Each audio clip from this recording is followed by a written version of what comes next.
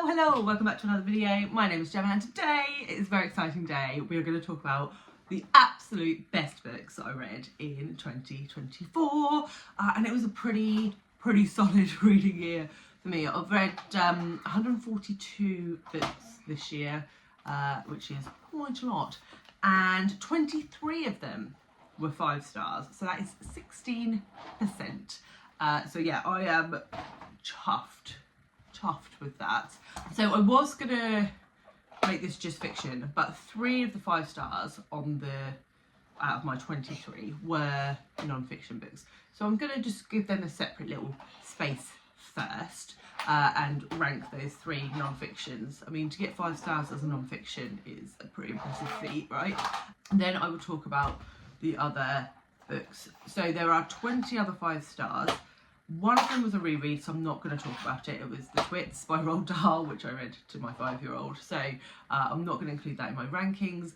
And also 2 of the books that got 5 stars were in a series, so I've just lumped them together in the same position. So there will be 18, I'm going to rank 18 books for fiction and 3 for non-fiction. So settle in, grab a cup of tea or a glass of wine or whatever your beverage of choice is, depending on the time of day or if you are watching this. Let's just talk about some fan-dabby-daisy books. So, non-fiction. In 3rd position, 3rd out of 3, but bear in mind that these are like the top cream of the crop, so even the bottom position is a great book, right? But in 3rd place I have Born a Crime by Trevor Noah. This book has been around quite a long time. This has had a lot of hype, a lot of people love this book.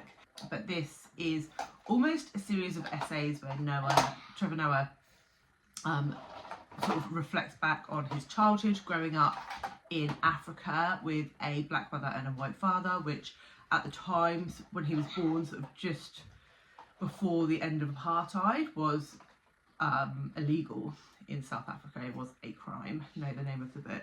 And he talks through his experience growing up with his black mother, being mixed race and never really fitting in either camp, not fitting in the black camp or the white camp, and the fact that had benefits in some cases and did not benefits, disadvantages in other cases. But it was really funny in places, it was really poignant in places.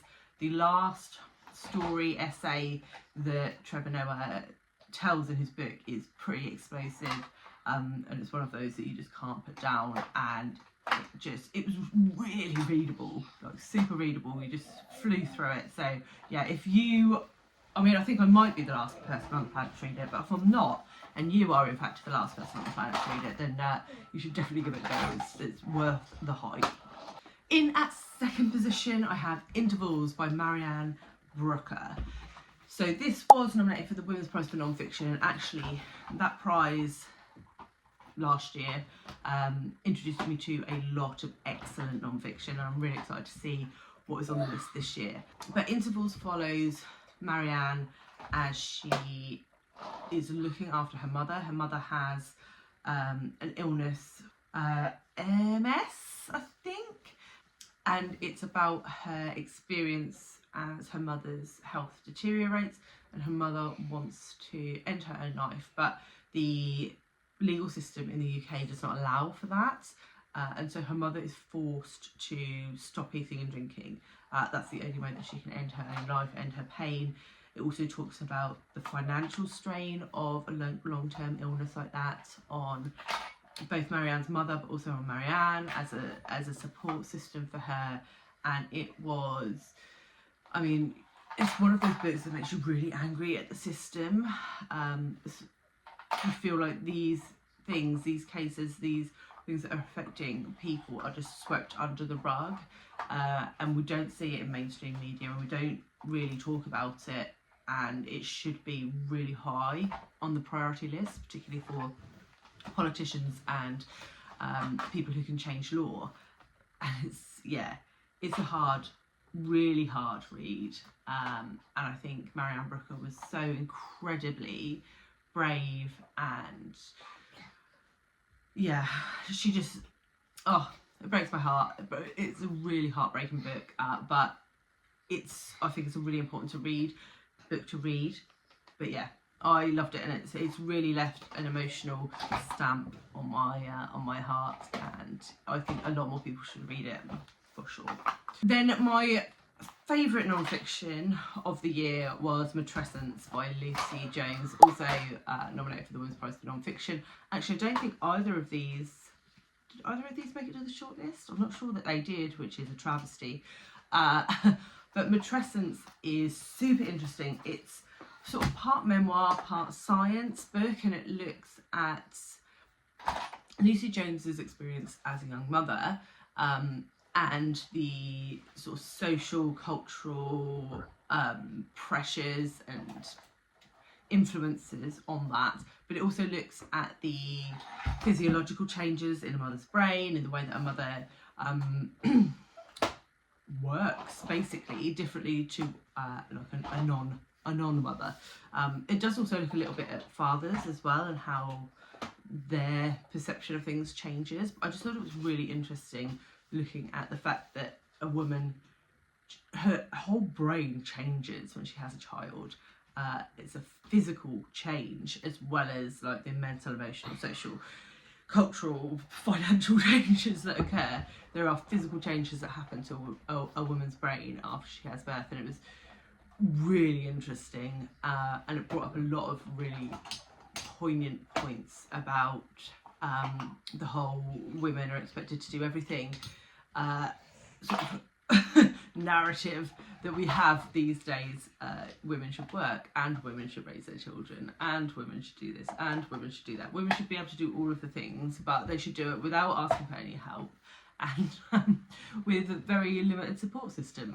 And it really rang some chimes with me, and I thought it was really well written and really informative and really educational, and I loved every second of it. Okay, so that's the non-fiction done. So now we're going to start on the fiction, and as I said, there are 18 because I could have paired it back to the 10 best fiction of the year. I could have done that, but it's like picking your favourite children. It's quite challenging. So I just thought, you know what, I'm just going to do all 18. You can skip to number 10 if you want. It's all going to be chaptered. If you're only interested in the top 10 books of the year, mate, go ahead. But there are 18 books here that I really, really recommend that you get your eyes on.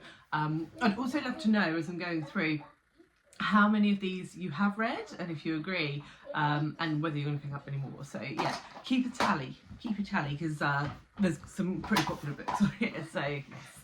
Right, in 18th position, I have An Every Morning the Way Home Gets Longer and Longer by Frederick Buckman, translated by Alice Menzies. And this is a snip of a book, and it's about the relationship between a grandfather and his grandson as he starts to sort of lose his mind effectively and move into like a dementia period of his life. And it's trying to separate memories from reality, and also separate his grandson from his son, and it's just absolutely heartbreaking, but also it just shows the power of love in a family, and it was, yeah, absolutely beautiful, made me cry, and for the shortness of the book, I think it's only about 50 pages, it just, yeah, so good, definitely read it. Also, if you can hear noise in the background, it's because Charlie is playing. What are you playing with? A dumper truck, a bath bomb, and some blue tack. And yeah, and some other bits and bobs. In a 17th position, I have Brother Snipe by V.V. Ganeshananthan, and this was the winner of the Women's Prize and the Carol Shields Prize, I believe. And this is set in Sri Lanka around the time of the Civil War. We follow a young woman who is training to be a doctor.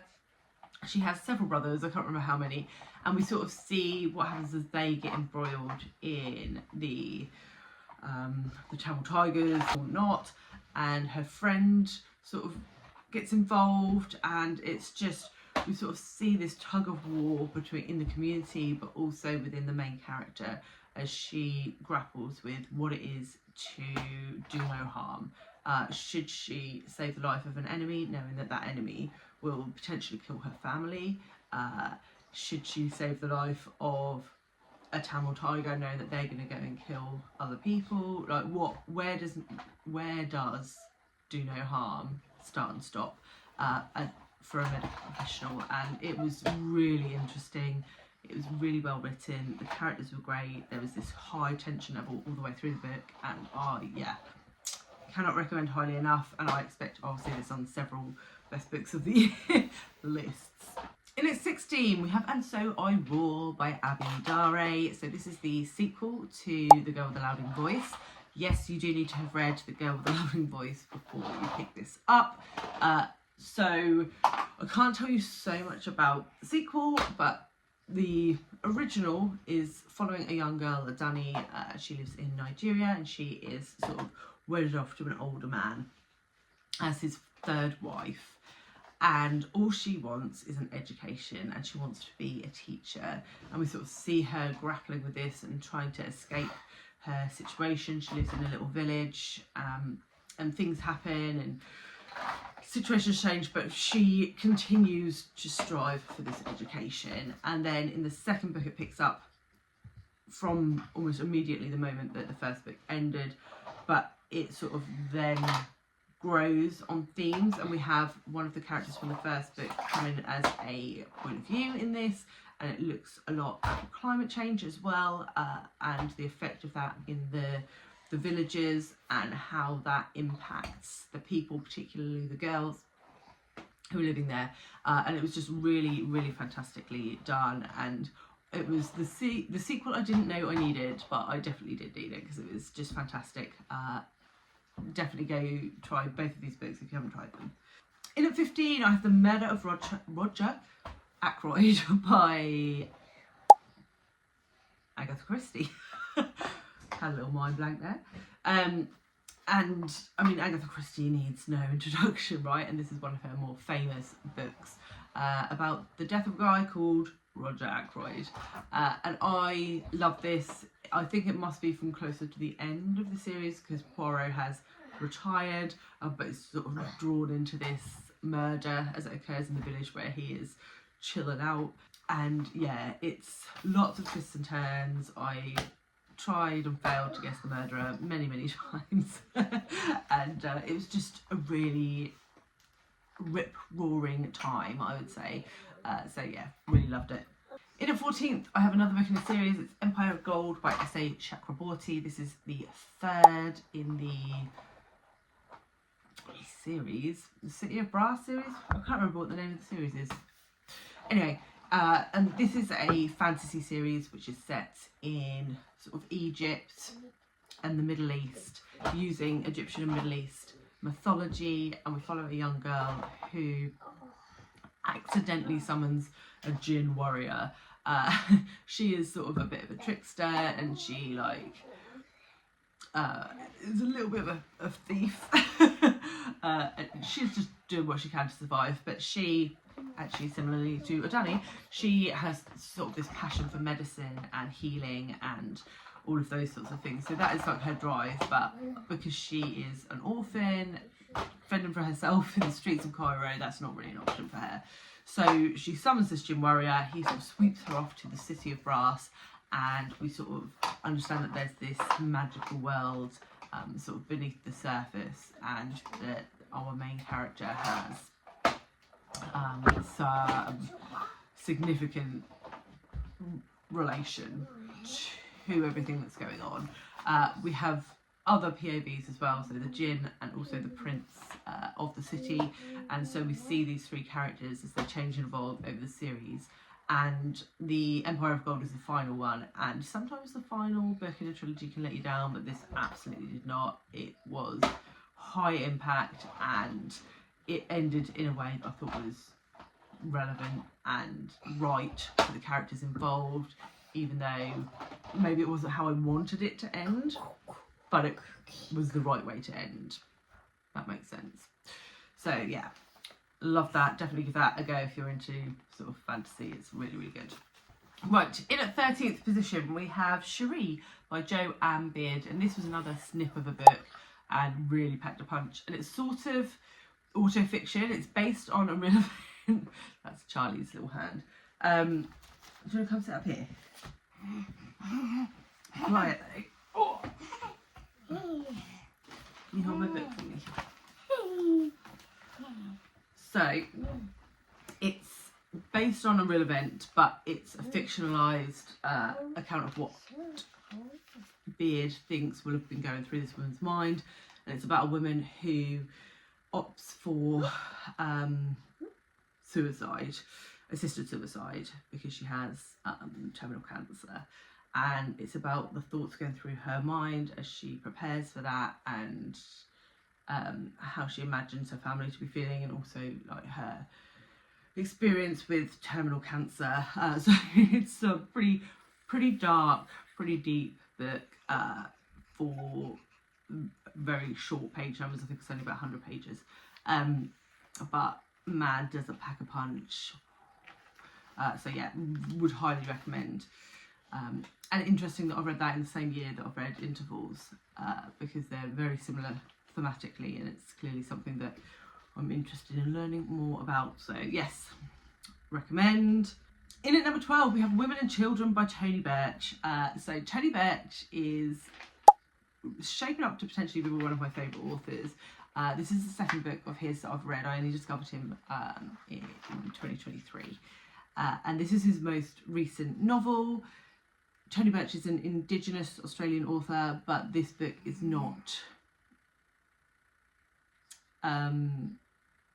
looking at an Indigenous story per se. It is looking at a woman and her 2 children who are growing up in a Catholic school in sort of rural Australia, and what happens in that school.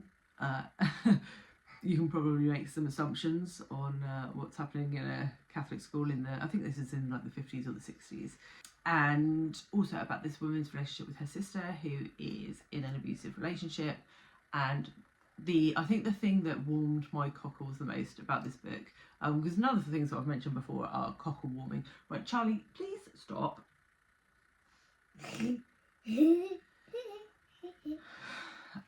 Is the relationship between the grandfather and the grandson.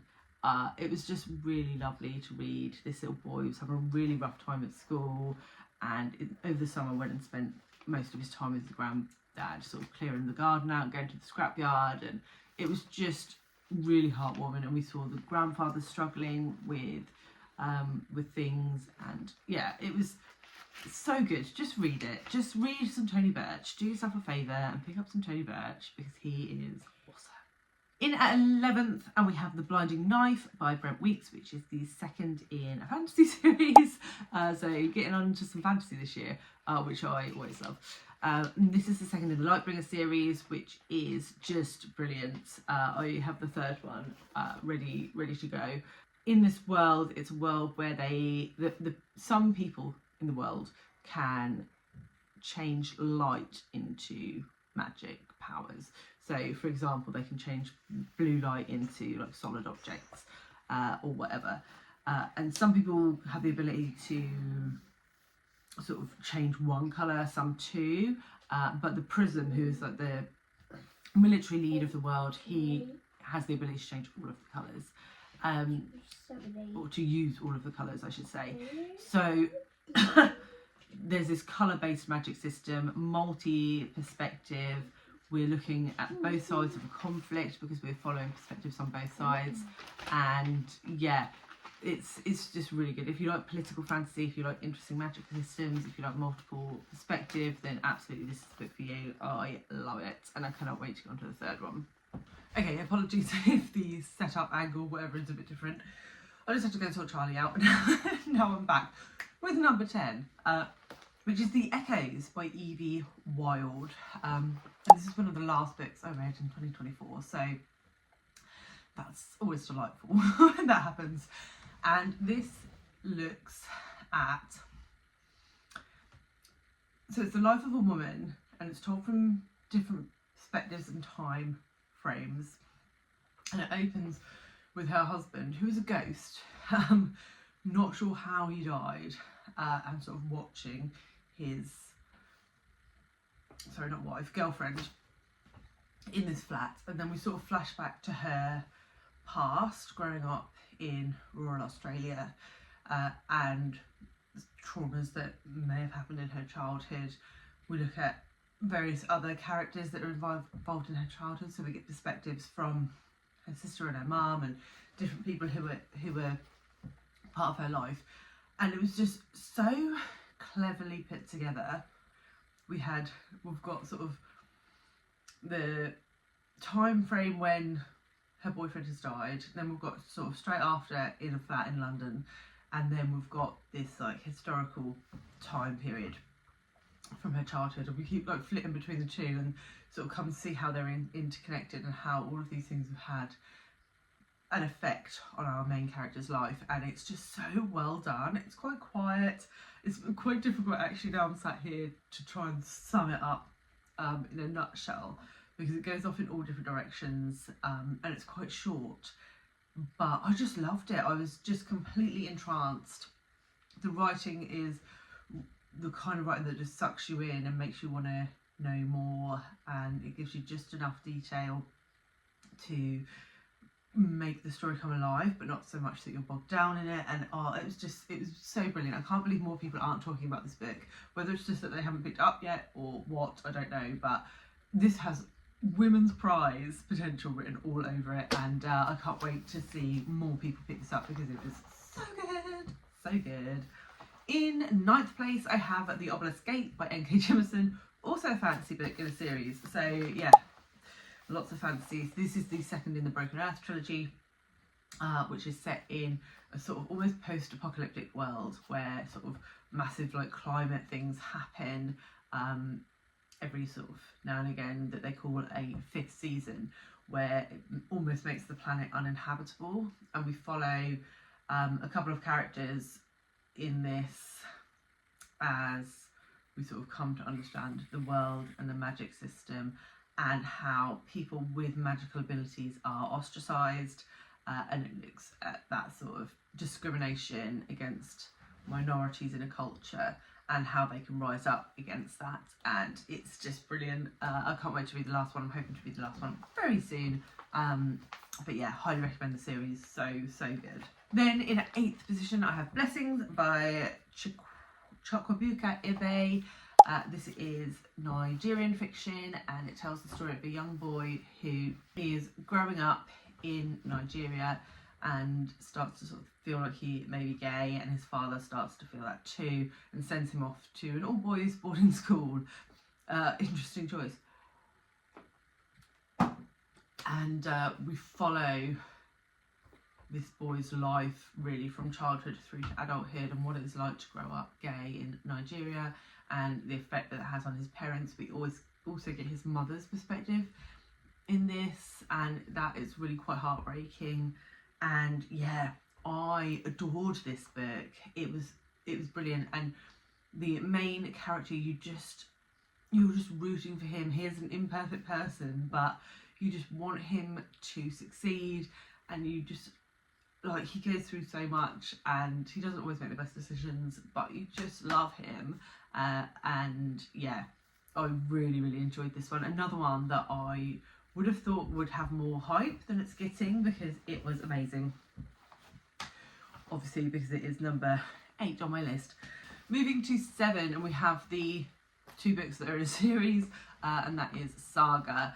So the 2 volumes that I gave 5 stars to were volume 6 and volume 9. There are 11 volumes released. This is a graphic novel series written by Brian K. Vaughan and illustrated by Fiona Staples, and it is a sci-fi, and it is star-crossed lovers, 2 people from different sides of a war come together and have a baby, but they're different species. So this baby has attributes from both species, wings and horns, which is not good, and pretty much the whole solar system, all the political powers are hunting this family down throughout the course of this graphic novel series. And the next volume is due out, I think, in April, so I'm very excited for that. But I have just adored this. I have been eating it up, and volume 9 in particular was a volume. So yeah, I love this so much, and I think everybody should read it. It is a little bit off the wall. I appreciate that there are some things in this that you might think like, well, that's not for me, but actually the storyline is just so good, and it is really well illustrated, even though there are some boobs and willies and things in it. So there we go. In at number 6, I have Red Country by Joe Abercrombie. So this is the sort of 6th in the series.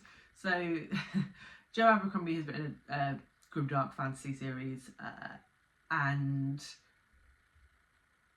there's 3 books that are a trilogy, and then there's 3 that are sort of standalone, and then 3 that are a trilogy, but they've got characters from the original trilogy, and this is sort of like the 3rd standalone, but it's not really a standalone because you really, really do want to have read the others books before you get to this one.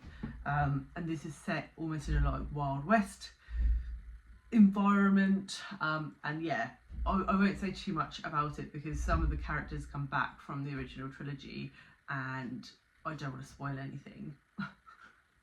So I'm going to leave it there. But it was brilliant. I really enjoyed the setting, and really enjoy all of Abercrombie's characters because they are beautifully, beautifully dark. In at 5th position, I have Tiamo by Hanne Orstavik. And I've forgotten to write the translator down, so I will put that here. But I discovered this book and this author earlier this year and was blown away. So this is a story of a woman whose husband is dying of cancer, and it really just tells the story from her perspective, what it is like to lose the person that you love, and not in the sense of death, but as they grow ill and they're not able to do the things that made them them, and how your relationship changes as you move from a partner to a carer. And it is just, it's heartbreaking and eye-opening, and I think it's one of those perspectives that isn't looked at so much. Everyone always puts the perspective on the person who is sick, but not so much on the person who is watching someone deteriorate. And it was so beautifully written and so heartbreakingly real, and yeah, I loved every second of it, and I can't wait to read. Well, I loved every second of it is not quite right, but it impacted me throughout the read, I would say, and I can't wait to read more of Orstavik's work. I think she's a pretty famous Norwegian author, so yeah, excited to get more of her stuff. In at 4th place, we have Cloud Cuckoo Land by Anthony Doerr, which was the last FOMO pick for 2024. So we read that in November and December. If you're interested in joining the FOMO book club, it's a book club I run with my friend Jack over at Spain Book Joy. I will leave the video below which tells you the books for most of 2025 up until October. And so this was the first book from our new cohort of books. We read 1 book every other month, and it was incredible. I went into this a bit trepidatiously. I don't know if that's a word, but we're going to say it is. And because I didn't like Anthony Doerr's first book, All the Light We Can See, which everybody else loved, but I didn't like it. So I was like, oh no, I'm going to go into it and I'm not going to like it. And it's told over 3 time spans. So we have a current day time frame, which opens up with a young boy going into a library with a bomb. So that blew my mind to start with, as that is the opening chapter. We then go back to medieval Constantinople. I'm not sure of the time frame. Not ancient. Oh, I've got it here. Let me look and I'll tell you. 1452. Okay, so the 15th century. 15th century Constantinople, and we are following a young girl who is in Constantinople and sort of learning about some of the ancient manuscripts and stuff that are kept there. And we're also following another perspective in that timeline of a young farm boy who is brought into the war and is involved in attacking Constantinople. So both sides. We then have a future timeline where we're following a young girl who's on a spaceship with a crew of people who are leaving, who have left Earth, left Earth like a generation ago and are heading to a new planet because ours is destroyed, and everything, all of the literature from Earth is kept in this sort of virtual library. So books and reading is a key sort of topic throughout the book, and we've got these different libraries in each timeline, and these different characters, and there's a story that threads through the whole book as well, that links all of these timelines, and it's so cleverly done,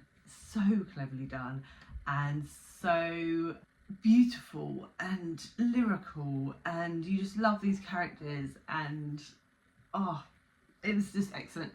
Me and Jack are doing a live show for this on Sunday the 5th of January. So depending on whether this video goes up before or after that, I will link it below. So if you've read it, then come along, we'll be doing a full spoilery chat on it. And if you haven't read it, then you can go right, read it and then watch that back if you like. That will be on my channel at 6 PM UK time. So yeah, great book, absolutely adored it, so clever. In at third position, a book that I'm expecting to see on pretty much everyone's best books of the year, and that is James by Percival Everett. This is a retelling of Huckleberry Finn from the perspective of James, or Jim, the slave from the original, the black slave from the original Mark Twain children's novel. But what Everett does in this is he twists it. So we get the perspective of Jim throughout this book, and if you've read the original Huckleberry Finn, Huck and Jim digress quite a lot on this adventure up the Mississippi, and so we find out what James is doing in those offbeats, and it's really interesting what Everett does with language, what he does with stereotypes and assumption, and then he just blows your mind at the end of the book, and it's just so good, so good. Highly recommend. It's definitely one I'll be rereading because I listened to it on audio, so I'd like to reread it physically because I think I'll get a lot more out of it on a reread like that. So yeah, so good. I think everyone's read it by this point, but if you haven't, you really need to. In at second position, we have Shogun by James Clavell, which was actually one of the first books I finished in 2024. And this is the story of a man who sort of sails to Japan before Japan is really discovered, before shipping routes have been discovered. Portugal have a direct line into Japan, but Britain and the Netherlands do not.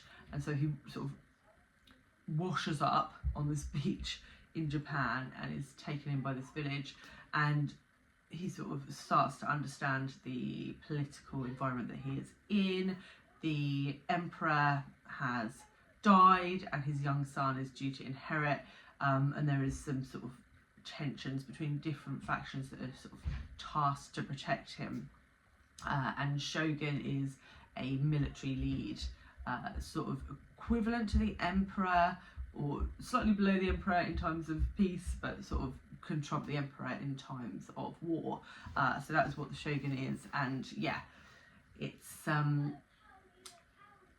long book. It's about 1,000 pages, but it doesn't feel it. It's action packed from the start. There are really interesting characters. Miyako, I think her name is sort of a female samurai in this, and I absolutely love her perspective. She is such a kick-ass character, for a book written in the 80s, that was almost unheard of. And yeah, just highly recommend it if you are interested in sort of like ancient Japan, samurais, and that sort of historical period, then you need to pick this up. It's so good. There are heads that get chopped off, obviously, so there is a level of violence involved in feudal Japan, but yeah, so good. Loved it. And that leads me to my number one, and I would say that the top 3, 4 are interchangeable on any given day. I love them all very much, but my winner probably has to go to Soldier Sailor by Claire Kilroy, because I don't think I've ever had as visceral a reaction as I had when I read this book. This details the life of the woman who has recently become a mother, and it's told in stream of consciousness, which is not usually my jam. And we sort of understand what is going on in her head as she tries to be a mother, and work her way through the complexities of that. And there are a lot of complexities, and there are moments of lightheartedness, there are moments of fun, there are moments where she's talking about sort of, you know, the chaos of like kinetic sand and Lego, and I was like, yes, hard relate. But it also talks about the moments when a mother thinks that she's going insane, or that her husband isn't helping her, or that you just can't do anything right, and that there's no way out of this endless cycle of crazy. And I don't think I've ever read anything that felt as true to life to me as this book. And yeah, it's had pretty broad praise, not just from mothers who have read it, but I think everybody gets something different out of it. But for me, I've never read anything that really depicts motherhood as accurately as this book does. And yeah, incredible book. So yes, and that was a Women's Prize for Fiction nominee. I don't think it won, did it? No, because Brother of Snipe won. But obviously I would have had Soldier Sailor win.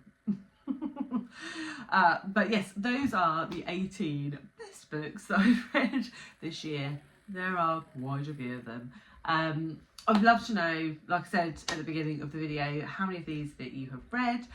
If you're keen to read any more, what were your best books of the year? Particularly if you are a subscriber and not a YouTuber. So obviously YouTubers will see their best books of the year because they'll put a video up on it, but I won't see everyone else's, so I really want to know what your favourite books of the year were. So please let me know in the comments. I did do a solo review for Soldier Sailor when it was a little bit fresher in my mind and it wasn't just this emotional outpouring of love. So I'll leave that review here for you, and I will see you all very soon with another one. Bye guys.